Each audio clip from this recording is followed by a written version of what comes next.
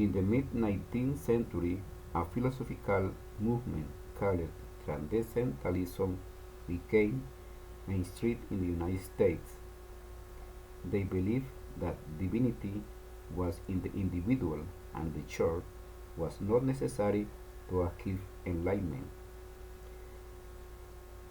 Transcendentalism represents a new way of understanding truth and knowledge. In transcendental philosophy, the routine of ordinary life and society are barriers between the self and the spirit. Imagination was glorified as one of the quasi-divine defining characteristics of conscientiousness. The transcendentalists forget a new literature for a new continent, and it had to be bold and expressive. The transcendentalists spoke of women's rights and abolition and protest against the government for the common good.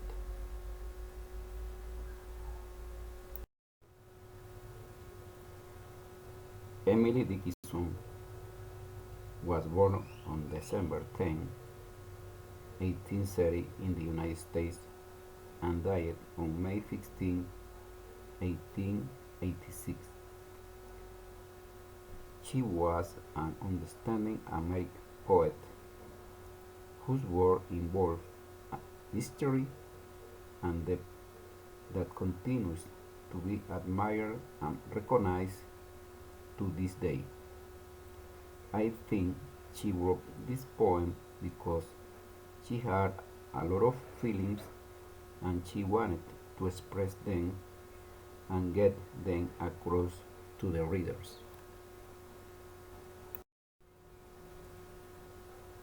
The general setting in this story is a place on a road that the main character was traveling on.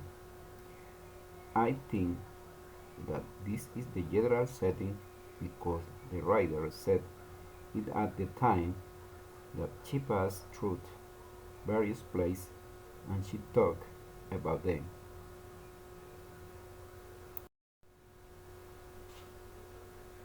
The characteristics of this story are individualism, idealism, intuition, self-reliance, utopia, and inner light.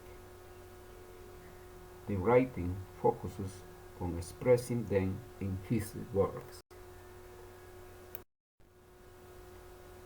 The relationship of this work with history is that it was writing at a time when writers were writing about themselves and the divinity was influencing them.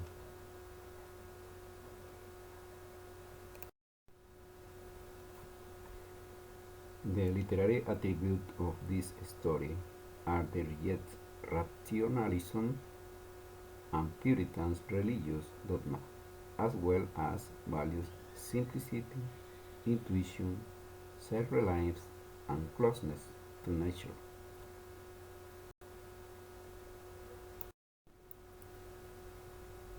The central idea of this story is to live happily all the moment of life and not think about death.